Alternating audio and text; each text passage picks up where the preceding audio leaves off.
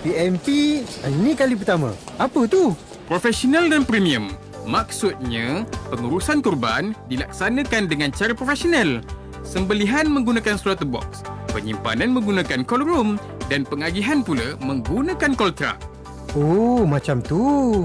Ya, sempena Aidiladha tahun ni, Radio IKIM dengan kerjasama Kurban.com akan menganjurkan program Kurban bersama IKIM. Nak cerita? Panjang sangat. Apa kata? Daftar je dulu. Hubungi Kurban.com di talian 017-983-8382. Pastikan kita adalah yang terawal untuk mendapatkan harga promosi RM799 sahaja untuk satu bahagian korban. Kalau macam tu, sekarang juga aku nak daftar. Rancangan ini dibawakan kepada anda oleh Islamic Relief Malaysia. Warna Pagi, IKIM, Inspirasi Inforia Islami. Sertai ibadah korban tahun ini bersama Islamic Relief Malaysia. Sebanyak 1,134 bahagian korban bakal diagihkan di 31 buah negara termasuk Malaysia, Palestin, Somalia dan banyak lagi. Hubungi 03-8926-3434 untuk info lanjut. Fikir kemanusiaan, fikir Islamic Relief. Alhamdulillah, anda sedang mendengar Radio IKIM Inspirasi Inforia Islami. Dan sekarang ni kita bersama dengan IRM untuk Inspirasi Kemanusiaan. Dua orang tetamu hebat yang banyak pengalaman dia dalam negara, luar negara yang akan berkongsi bersama kita pada hari ini. Macam mana kita nak mendapat inspirasi daripada mereka ini. Dua orang manusia hebat untuk inspirasi kemanusiaan.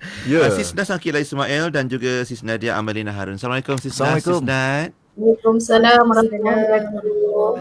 Apa khabar kita? Sihat? Sihat, Alhamdulillah. Alhamdulillah. Syukur. Baik, mari kita cerita tentang ada orang kalau dia cerita bahagia, disebut bahagia ni bukan pada duitnya saja. Tapi kalau ada duit dan boleh membahagiakan orang lain, masya-Allah, orang lain bahagia, kita pun bahagia juga. Mungkin Sis Nas nak mula awal ni cerita nak mula, kita Sis Nas. dengan kalau di luar negara macam mana agaknya menerusi misi-misi yang dibawakan, sumbangan-sumbangan penyumbang yang dibawakan oleh Islamic Relief Malaysia ni dapat membantu ramai orang. Sebab Sis Nas ni banyak berjalan ni. Dia banyak berjalan ke luar negara. Dan dapat banyak melihat orang susah. Jadi jom kongsikan bersama dengan pendengar IKIM hari ini. Silakan. Bismillahirrahmanirrahim. Assalamualaikum warahmatullahi wabarakatuh. Assalamualaikum. Okey, Alhamdulillah saya telah diberi peluang untuk melawat beberapa buah negara. Sebab kata DJ Lokman berjalan je, bukan berjalan. Kami ditugaskan untuk melihat berjalan. Kami ditugaskan untuk melihat hasil-hasil sumbangan daripada rakyat Malaysia melalui projek-projek yang kami lakukan di luar negara lah. Antara negara yang saya berjaya dijaki sepanjang saya bekerja di Islamic Relief Malaysia ni adalah di Somalia. Baik. Seperti yang sedia maklum, projek Islamic Relief Malaysia di Somalia adalah kompleks air. Jadi kami melawat kawasan-kawasan yang telah terbinanya kompleks air hasil pada sumbangan rakyat Malaysia. Salah satu kawasan tu di Mogadishu. Jadi kami pergi sana melihat, bayangkan di Somalia, di negara yang bergolak kami pergi tu memang dah terbina kompleks air. Dia bukannya telaga, dia bukannya satu tangki kecil, bukan, dia kompleks besar yang boleh menampung 30,000 orang selama 20 tahun macam tu. Jadi salah satu pengalaman yang saya pergi tu, saya rasa macam begitu dihargai sangat oleh orang-orang sana bila dapat tahu yang kami ni adalah orang Malaysia. Bila kata dengan orang Malaysia yang datang, mereka sangat-sangat gembira. Itu antara pengalaman saya di sana lah. Satu lagi pengalaman saya di sana adalah apabila mereka sangat menghargai tetamu. Kami tiba di sebuah kampung di Somaliland. Mereka bagi kami menjamu makan lah. Walaupun kami tahu mereka susah, tapi disebabkan kami tetamu, mereka jamu kami makan. Tapi masa tu kami dah tak larat nak makan sebab dah penat apa semua. Jadi kami yang sister-sister ni, yang peserta yang perempuan ni semua makan sedikit and then bagi yang selebihnya tu kepada orang kampung. Kami intai kan, orang kampung tu ada seorang makcik ni, dia asing-asingkan makanan yang kami baki tadi tu untuk dia agih ke rumah-rumah. Bayangkan, mereka sangat susah tapi dalam sama mereka sangat menghargai kami. Macam tu lah, walaupun ada baki-baki tu, memuliakan tetamu. Dan walaupun ada sakit baki tu, mereka agih-agihkan dari rumah ke rumah macam tu. Lepas tu kami tersentuh sangat. Maknanya apa yang cerita ni saya kena bawa balik sebab saya rasa dengan bantuan rakyat Malaysia ataupun pendengar di luar sana tu, dia akan dapat membantu keluarga-keluarga yang ada dekat Somalia ni macam tu. Boleh tak share tahap kesusahan mereka tu macam mana? Boleh tak ceritakan? Cerita sikit apa Nas masa tu kalau makan atas apa, kalau boleh kongsikan, bayangkan Kan. pengalaman tu. Mereka tinggal bukan dalam rumah macam kita, rumah kayu atau rumah batu, bukan. Tapi bukan, mereka dia punya kesusahan dia, mereka bina rumahan mereka daripada daun-daun kering, ranting-ranting, macam ada kain-kain ataupun perca-perca, dia letak-letak saja, letak jadi bumbung. Kawasan tu tak ada, kawasan rumah mereka tak ada pagar, dan ada salah seorang pada makcik ni, sebabkan mereka memang duduk di kawasan yang macam padang pasir macam tu kan, cucu dia dimakan oleh hyena. Ya Allah. Maknanya memang rumahnya memang terbuka, memang tak ada pintu, bukannya macam pintu rumah kita yang ada lock ke apa, tak ada. Dia memang sekadar kain yang menutupi ranting-ranting kayu macam tu. Levelnya macam tu lah. Kalau bayi kecil tu, hyena tu boleh datang masuk serang dan nauzubillah makan anak betul. cucu mereka tu. Itu kisah benar. Jadi kat situlah cerita Sis Nas hari ni, kita harap dapat jadi inspirasi, membuatkan kita bersemangat untuk membantu orang. Dalam masa yang sama juga Sis Nas juga mungkin kita biasa dengar cerita, pasti kalau ada misi-misi di luar negara, nanti ada orang yang bertanya juga macam mana dengan sahabat-sahabat saudara-saudara kita dalam negara kita sendiri. Mungkin Sis Nas ada cerita pula nak dikongsikan dalam negara, macam mana mereka yang benar-benar memerlukan bantuan. Nadia, Silakan Nat. Ya, Alhamdulillah, terima kasih sebab bagi peluang ni untuk kita bercerita pengalaman kita kan, sama ada luar negara ataupun dalam negara. Kita tak lupakan kita punya saudara rakyat Malaysia sendiri dalam memberi bantuan. Jadi saya ceritakan pengalaman saya. Pada akhir Januari yang lalu, saya diberi kesempatan lah untuk melihat manfaat yang diterima oleh penerima hasil daripada bantuan rakyat Malaysia dan juga syarikat korporat lah, melalui Islamic Relief Malaysia. Jadi waktu akhir bulan lalu tu saya dapat pergi ke Sabah dan Sarawak. Jadi saya ceritakan sikit pengalaman saya dekat Sabah dan Sarawak ni secara ringkas. Saya berkesempatan untuk melawat Kampung Terbedu. Dekat situ ada 2 orang penerima manfaat kita yang kita bantu memberi latihan untuk mengasah kemahiran memasak mereka dalam penyajian kek, roti, pau, even muruku, kuih-kuih kering macam tu kan. Jadi bila kita pergi ke sana, kita jumpa dengan 2 orang penerima manfaat kita, yang kedua-duanya adalah ibu tunggal, dan salah seorangnya mempunyai anak yang berpenyakit cerebral palsy. Jadi bila kita pergi ke sana, kita pergi untuk melihat macam mana impak bantuan kita. Tapi bila kita pergi tu, kita disambut seolah-olah macam kita ni raja lah kiranya kan. Dia keluarkan segala, boleh dikatakan segala produk yang dia buat untuk kita rasa. Dan bila kita tengok, dia ceritalah semua ni, kek ni apa yang dia buat kan. Dia tengok pelbagai juadah yang boleh mereka sediakan hasil daripada latihan yang kita bagi dan bantuan peralatan untuk diorang memulakan bisnes. Kita rasa macam berbesar hati, dan kita harap penderma pun dapat boleh tahu yang besarnya impak mereka, sampai kan bila diorang bercerita setiap aneka yang diorang boleh masak, diorang jual, diorang bercahaya muka tu. Pasal bila diorang cakap semangat dia bersemangat. Bila diorang cakap macam diorang susah, anak ada yang itulah perlukan perhatian yang 24 jam saya kira kan. Sampai ada seorang akak tu, lagi seorang dia tukang cuci. Bila tukang cuci balik dia daripada kerja tukang cuci tu, dia akan mula masak lah untuk dia jual. Hingga pendapatan dia terima tu, alhamdulillah dia boleh nak waktu tu sebabkan PKP. Dah habis PKP, macam-macam perancangan dia tergendala. Salah satu perancangannya adalah untuk menyewa kedai, untuk dia buka kedai dia sendiri. Jadi bayangkan pagi tu kerja mencuci, jadi petang tu dia rancang untuk untuk meniaga makanan dia hasil daripada bantuan yang kita dapat bagilah, alhamdulillah. Lepas tu bila dia cerita tu, saya ingat lagi bila dia cerita semua perancangan kan, dia kata alhamdulillah, dia kata Allah bagi saya kesihatan. Masya Allah. Padahal kesihatan dia tu besar tu saya rasa kan. Tapi bila dia cerita alhamdulillah Allah bagi saya sihat. Itu je yang dia berterima kasih dengan apa yang dia terima lah, hasil bantuan daripada pendengar dan penyumbang. Baik, Alhamdulillah. Itu sebab daripada bantuan yang kita Ya, hulurkan. Maknanya kata macam hari ni kan, kalau ada sahabat-sahabat kita yang rasa tengah down, tengah rasa putus asa, susahnya kerja hari ni, susahnya hidup. Cuba Ada tengok orang balik, lagi cuba susah fikir lah. balik. Ada orang lagi Betul. susah. Dia nak berniaga, susah nak mula. Ada anak mungkin diuji sebagai satu ujian di keluarga mereka. Tapi bila dapat bantuan tu, semangatnya dia nak ceritakan apa yang dia dapat. Bantuan daripada sahabat-sahabat. Dia bersyukur dengan adanya kesihatan kat diri dia. Itu yang Ha, dia dia boleh berterima kasih. Kan dia boleh usaha dengan kedrat dia sendiri. Okey, kita akan balik kejap. Baik. Kita akan kembali selepas ini nak tanya kepada Cik Akak kita ni berkenaan dengan bagaimana IRM boleh membantu mereka dalam kesusahan ni. Macam mana sahabat-sahabat juga boleh membantu Betul. bersama-sama Islamic Relief Malaysia untuk jadikan inspirasi kemanusiaan. Hanya di Warna salah Pagi poster. Radio IKIM. Inspirasi Inforia Islami. Bersempena dengan Pesta Buku Antarabangsa Kuala Lumpur PBAKL 2022, IKIM akan menganjurkan sesi refleksi buku secara langsung dari pentas utama PBAKL. Bersama penyunting Dr. Muhammad Farid bin Muhammad Syahran, Pengarah Pusat Kajian Syariah Undang-Undang dan Politik IKIM, dan Profesor Dato' Dr. Abdul Halim Tamuri dari Pusat Kepelbagaian Pendidikan Fakulti Pendidikan Universiti Kebangsaan Malaysia membicarakan tentang elemen-elemen penting dalam pendidikan Islam. Ayuh, jangan lepaskan peluang untuk bersama dalam refleksi buku Model Pendidikan Islam pada hari Ahad 12 Jun 2022 jam 11 pagi di pentas utama PBAKL. Kita jumpa di sana. Ayo bersama-sama dalam infak pembinaan Masjid Kampung Sungai Pusu Gombak.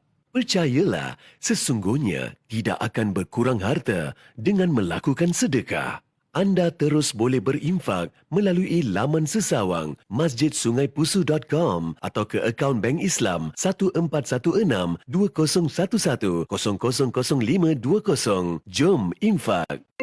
Hello, Assalamualaikum. Waalaikumsalam. Boleh saya bercakap dengan Ahmad Ziyad Al-Adani? Maaf, Ziad tak ada. Dia ke Pesta Buku Antarabangsa Kuala Lumpur, PBAKL, di Pusat Dagangan Dunia Kuala Lumpur. Amboi, panjangnya pakcik. Ya, saya tahu dia cakap nak tunggu saya kat sana. Tapi tak pasti kat mana. Oh, dia kini berada di bus IKIM. Katanya dia nak menikmati bacaan buku-buku di sana dengan potongan harga sehingga 50%. Selain itu juga, di bus IKIM ada mini studio radio IKIM. Di situ ada ramai DJ IKIM, penulis, editor dan ada program-program radio IKIM yang diadakan secara langsung dari sana. Jangan lupa datang sana tau. Bus L004 hingga L006 berhadapan dengan bus Dewan Bahasa dan Pustaka, bersebelahan dengan bus Shopee. Uish, dahsyat pakcik ni. Macam-macam tahu. Kan, ada lagi. Anak juga boleh membeli menerusi aplikasi Shopee di IKIM Jarak Niaga atau hubungi 01157695 400. Mana pakcik tahu semua ni? Pakcik kerja IKIM nak? Oh, patutlah. Pakcik tu kawan saya. Jangan lupa untuk mengunjungi bus IKIM bernombor L004 hingga L006. Sempena Pesta Buku Antarabangsa Kuala Lumpur bertempat di Pusat Dagangan Dunia Kuala Lumpur bermula 3 hingga 12 Jun 2022 jam 10 pagi hingga 10 malam. Pelbagai aktiviti menarik menanti anda. Tidak kira di mana jua, kami sentiasa bersama anda. IKIM, Inspirasi Inforia Islami. Warna Pagi IKIM Inspirasi Inforia Islami. Dan 9.49 minit pagi. Assalamualaikum. Kembali bersama Dua Rempian dan kita teruskan untuk borak-borak kita. Sembang kita bersama dengan dua orang tetamu kita dalam Inspirasi Kemanusiaan IRM. Jom Sis Nas dan Sis Nat kita sambung. Kalau Mari. Sis Nas pula macam mana agaknya Islamic Relief Malaysia menyantuni para penerima manfaat dan juga menyampaikan sumbangan-sumbangan yang disampaikan oleh para penyumbang kita. Sis Nas? Sis Nas silakan. Okey, bagai program yang telah dijalankan dan akan bakal dijalankan oleh Islamic Relief Malaysia dan Islamic Relief secara keseluruhannya bagi membantu mereka di luar sana, tak kira dari segi daripada segi kesihatan ataupun pendidikan, air, makanan, perlindungan dan juga sebagainya. Tapi salah satu yang saya nak ketengahkan pada hari ini adalah program rezeki kurban kami. Rezeki kurban kami iaitu kira bila orang sebut kurban ni macam bagi makanan daging saja. Saya fikir dah bagi daging je ke? Betul dalam kepala Tapi, semua. dalam kepala semua macam dah bagi daging itu kira bantuan ke? Jangan fikir macam tu sebab ada saudara-saudara kita yang di luar sana yang mereka hanya makan daging ketika waktu kurban sahaja. Sebab sekali je setahun ataupun mungkin 2 tahun sekali, tapi maknanya dia adalah begitu jarang sekali untuk dapat makan daging kurban. Jadi Islamic Relief tahun ni telah membuat insya-Allah membuat program kurban di 31 buah negara. serendah RM350 sehingga 1,800 harga kurban tu, harga package kurban. Jadi di sini saya nak ceritakan antara impak program kurban yang dijalankan oleh Islamic Relief. Saya nak ceritakan salah satu ceritanya ni berlaku di Gaza. Di Gaza ada seorang wanita ni bernama Samrat. Dia mempunyai 2 orang anak dan salah seorang anaknya OKU.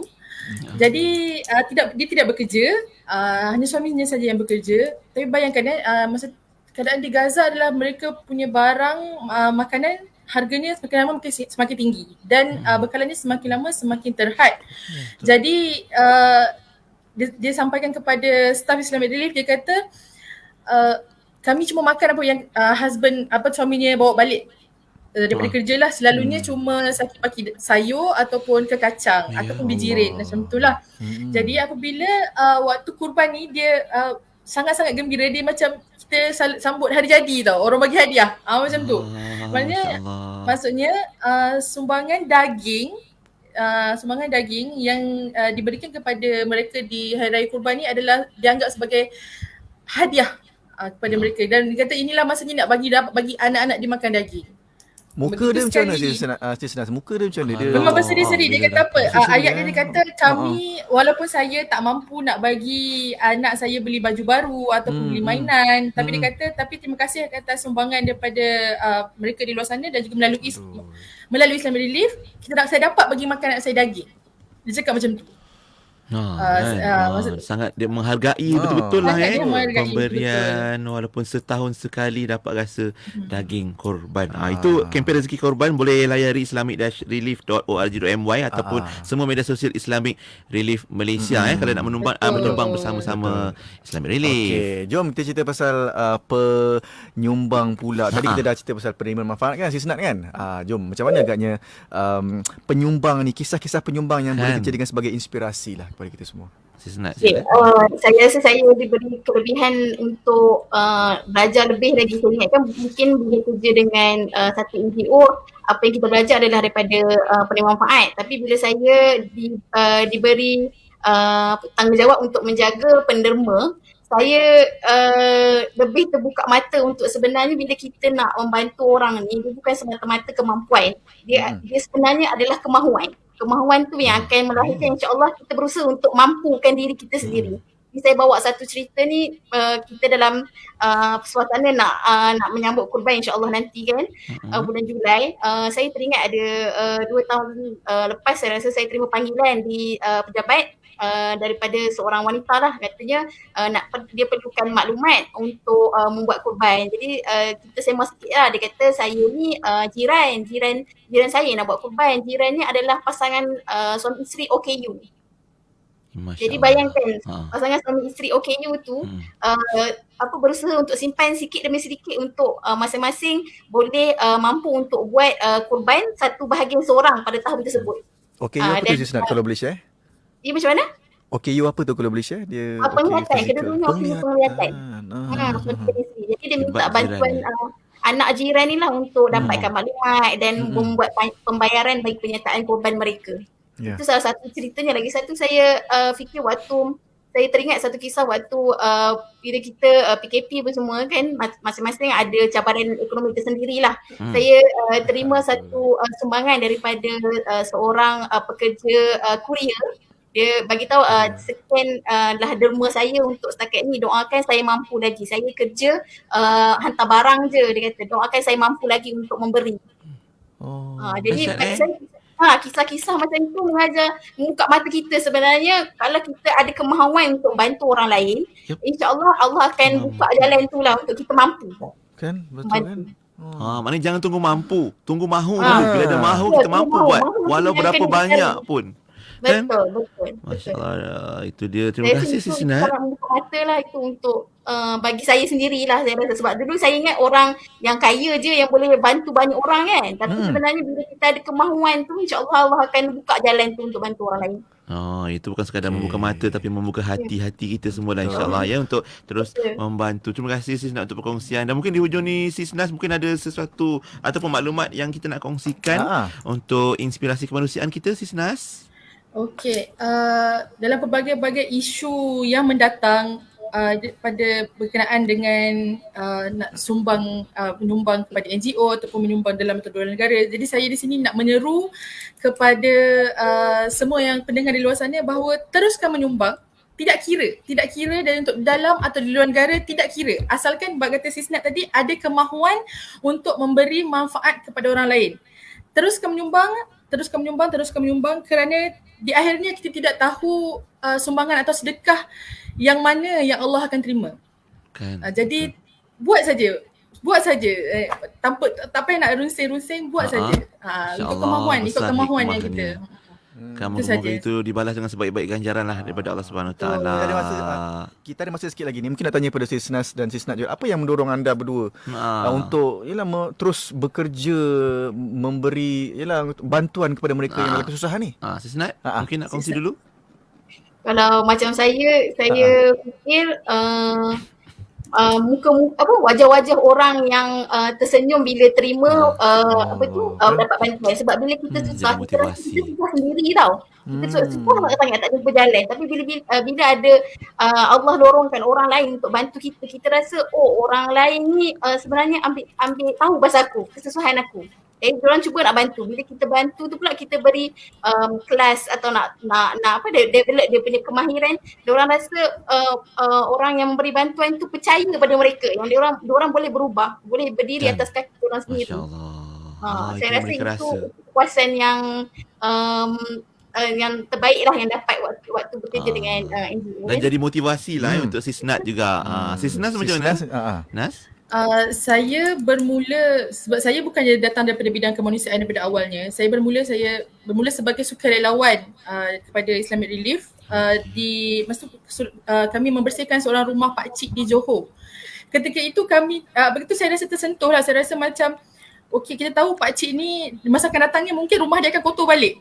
Betul tak? Sebab dia tinggal seorang diri. Tapi kami datang untuk bersihkan. Tapi dia tu, pakcik tu sangat-sangat berterima kasih. Sangat-sangat berterima kasih, sangat-sangat gembira. Dia suka makan bahulu, jadi kami bawa dia bahulu. All the benda-benda kecil yang dia sangat hargai. Jadi dan dia doakan kami. Saya rasa itu adalah salah satu motivasi kepada saya jika saya benar-benar down. Dengan macam-macam isu sekarang, macam-macam masalah yang ada di luar sekarang. Bila saya rasa macam, adakah saya patut teruskan dalam bidang kemanusiaan ini? Saya akan ingat balik muka pakcik tu yang masa awal-awal saya join sukarelawan tu, ataupun muka mereka yang ada dekat Somalia, benda-benda macam tu baru. Benda tu yang buat saya rasa jadi kita jadi motivated lah. Jadi kita rasa ada motivasi untuk teruskan, insyaAllah. Maknanya kita pun semualah pasti ada satu yang menjadi titik tolak pada kita, jadi inspirasi pada kita untuk teruskan langkah, khususnya untuk membantu sahabat-sahabat dan saudara-saudara yang memerlukan. Terima kasih Sisnat untuk perkongsian hari ini. Saya rasa macam nak cek baulu pula sekarang ni. Jangan makan baulu seorang-seorang. Baik, terima kasih untuk perkongsian hari ini. Jumpa lagi insya-Allah. Take care. Teruskan. Terima kasih. Assalamualaikum. Waalaikumsalam warahmatullahi wabarakatuh. Itu dia Suara Kemanusiaan Islamic Relief Malaysia hari ini membawa tajuk inspirasi kemanusiaan, juga menutup tirai Warna Pagi untuk hari ini edisi cuti umum kita sempena sambutan rasmi keputeraan ke bawah Duli Yang Maha Mulia Seri Paduka Baginda Yang di-Pertuan Agong hari ini. Dirgahaya Tuanku. Dan jangan lupa sempena Pesta Buku Antarabangsa Kuala Lumpur, mari ramai-ramai singgah ke booth IKIM di L04 hingga L06 di Lega Putra Aras bawah WTC Kuala Lumpur. Banyak buku terbitan IKIM dengan diskaun menarik menanti anda. Jom hari ini Siti Rohani akan bertugas di studio mini. Esok kami akan ke sana insya-Allah. Jumpa di sanalah di PBA KL. Selama 2 hari insya-Allah saudara Abu. Kami. Dan Yati akan sama tugasan aspirasi